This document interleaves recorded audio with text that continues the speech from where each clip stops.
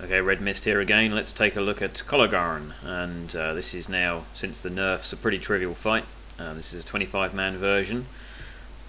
It consists of a few abilities in this fight, so we're going to start to explain them as we start to watch the fight. Beams that you can see there come out of his eyes. We'll get to those in a minute, and they normally cause complete chaos in a raid, and rightly so. Can cause a bit of frustration for guild officers, but can also cause a bit of fun. Giggling at people that kite the beams through entire groups of other players. Okay, so first thing you need to do is ignore the body other than having it tanked. And you can see that we've got two tanks and they taunt the body off of each other. So this is the central part of this boss. We call this boss the arm dude for various obvious reasons. Now they consist of a couple of arms. Now if you notice the arm that I was just hitting there is the boss's right arm, so you can see I'm just kiting the beam and trying not to hit anybody. It's a bit of a challenge, a bit funny. You can kite it deliberately through people if you want to have a bit of a giggle. It's been done. Now that right arm is on the left as you go into the room. It's called the right arm. It's very amusing to watch people not understand that when you say hit the right arm, they hit the other arm. You need to be hitting the correct arm. Now that arm that we just smacked and destroyed, you can see he's now armless. That effectively picks people up and squeezes them and does damage, and it respawns every so often. So now you can see it's respawned. We stop damaging the boss, the central part of the boss, and we go back onto the right arm and we'll start to nuke that. You want to nuke the right arm as fast as you can. Now you can do this fight without doing any damage to the arms. You can see here I'm actually been picked up and being squeezed and damaged by the arm, so we have healers allocated to healing people that are in that. The faster you do damage to that arm, the quicker the people are released.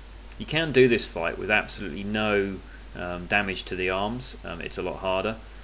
So we had for a little while there somebody in the melee team that didn't realise that they were being hit by the beam. This is a bit of a messy fight, this one. If you've got people who really haven't done this before, who struggle to move or kite, and in this one we clearly had a few that struggled a little bit.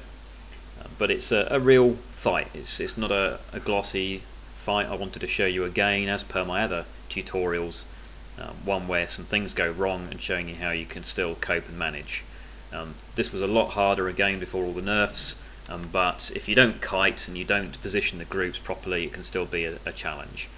Now we have melee at the front, obvious reasons, and we try and position the ranged and the healers in two groups. One's right at the back and one's sort of slightly forward of the back in the middle, so we get two main kite paths.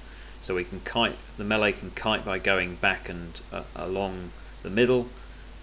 The ranged right at the back can kite through the middle behind the healers, and the healers can also kite either forwards or backwards depending on what's happening. So it gives the healers the biggest choice, which is what we want to achieve.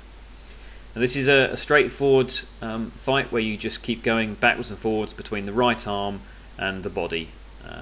Keep doing that, keep everybody alive, and you'll eventually beat the boss. Now when you destroy this right arm, there's a couple of things that's worth noting. You need to have a tank stood there waiting.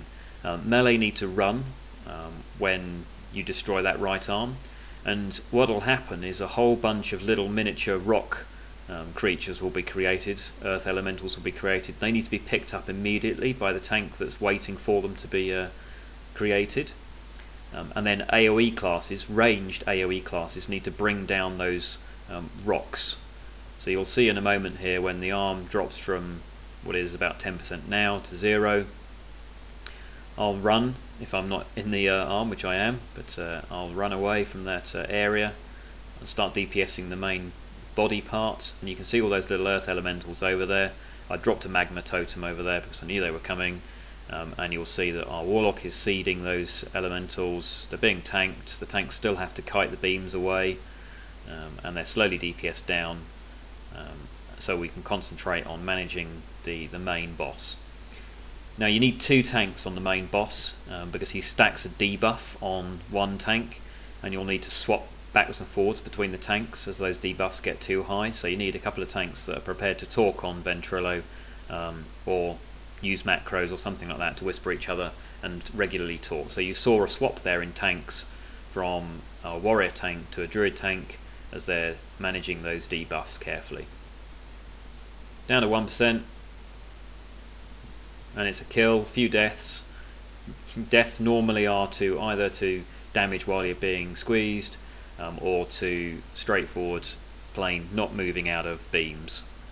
Hope that helps. Pretty easy fight now. Cheers.